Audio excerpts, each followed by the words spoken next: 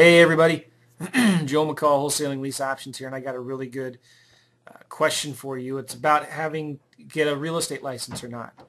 A lot of people ask me that question. I'm not on the fence. I think it's a good idea to get a realtor's license, and I'm going to explain why in this little video here. But I understand both sides of the issue. For me, I think the benefits far outweigh the costs of getting a realtor license. And I'm going to talk a little bit about that here.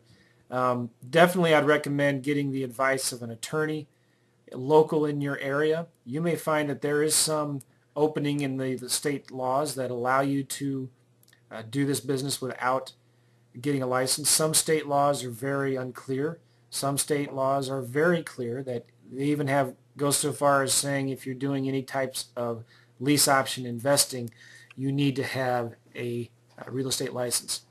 In my opinion, it's not a big deal.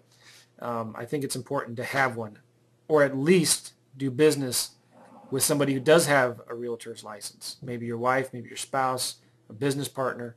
So when you need to wear your realtor's hat, you can do deals. Your partner can do the deals, sign all the paperwork. When you want to wear your investor's hat, you can do it the other side. Now, I don't think that you need to do that, but it's important to seek some professional legal advice. Now, however, this is my opinion of things, okay? And it all varies on your state. My personal advice here, and I'm going to be reading some from this document I have on my computer without my glasses, so I made this text big here. Again, I always recommend getting your license for several reasons. The biggest one is getting access to the MLS. Now, I know you can get access to the MLS without a license if you maybe are working as an assistant to a realtor, but the MLS has an incredible amount of data, historical data, comps, pictures, expired listings, tax data from the county records. A lot of times when I get a new property, I don't like writing out the whole paragraph of all of the detailed description of the property. So I can go to an expired listing or canceled listing from before and just copy the description there and put that into my new advertising. Another big advantage of having a license is that you can list your lease purchase properties on the MLS. Now you're going to have to worry about commissions and sharing some commissions with your broker or with the other agent, but if it means you can sell a property that much faster, and you probably can if you list it on the MLS, it's worth it. Now you can also network with realtors and maybe even do more deals with realtors. Face it, realtors touch 80% of the buyers and sellers out there, so why ignore them? A lot of times if you refer a traditional listing to a realtor, you can get a commission from that if they sell the house. So I would say, why not tap into that huge resource that realtors are a part of? And you're going to get a lot of realtors that start referring deals to you because you'll be known as the lease purchase specialist. Okay, and for some sellers, it gives you more credibility if you are licensed and you have your MLS or realtor's license. I've never lost a deal because I told a seller I was licensed, or my wife was actually licensed. But I did lose deals because I approached some sellers and tenant buyers as not having my license. So I'm just a regular investor. Immediately alarms went off. I don't want to deal business with you if you're not licensed or whatever. Probably most importantly, the biggest reason I think getting a license is important, it helps you avoid the whole dealing without a license argument. Now again, you can argue till you're blue in the face that you really are a principal in the transaction and you're selling or assigning your equitable interest to somebody else. I agree with that.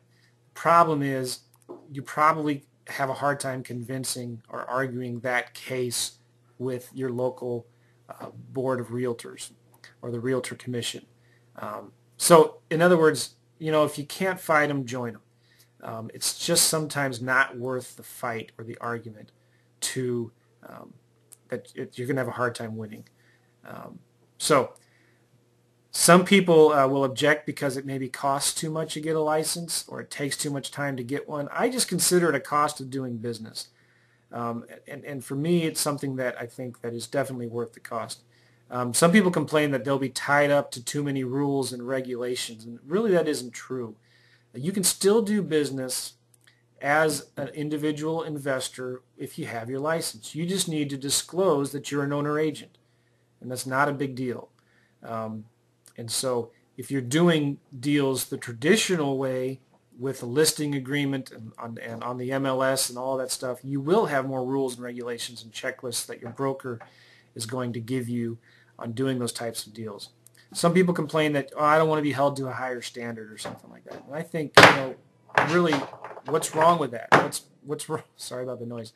What's wrong with being held to a higher standard? That's a good thing. Now, you can still do all of this wholesaling lease options business as a realtor, and you still use the same paperwork. It's just a matter of disclosing that, you know what, I'm an investor and I'm a realtor. I'm not trying to I'm not trying to get a listing. I'm actually buying your house, and I'm going to be selling it as a principal owner. And so when you have to disclose that you're an owner agent and you're not representing anybody, you're only representing yourself.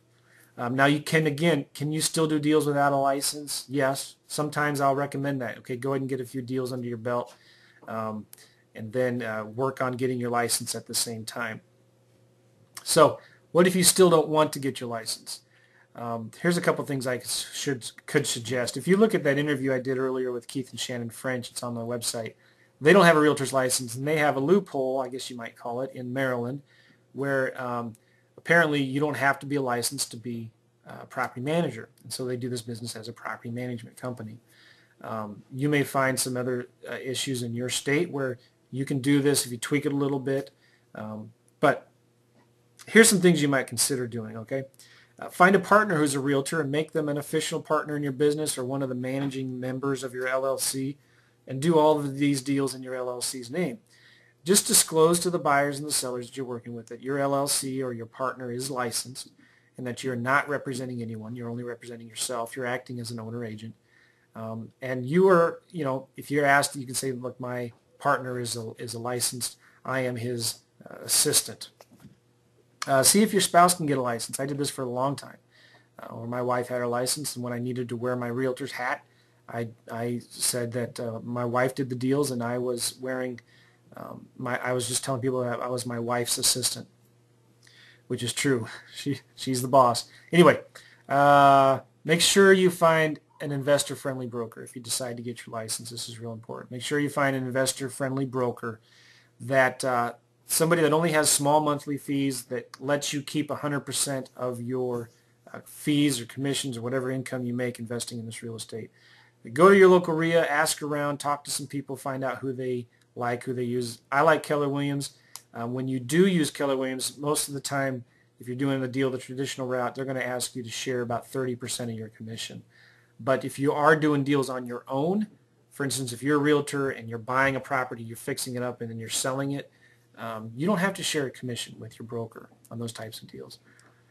So I hope that helps a little bit. A lot of this is up to debate. I understand it varies state by state. I would appreciate any comments you have.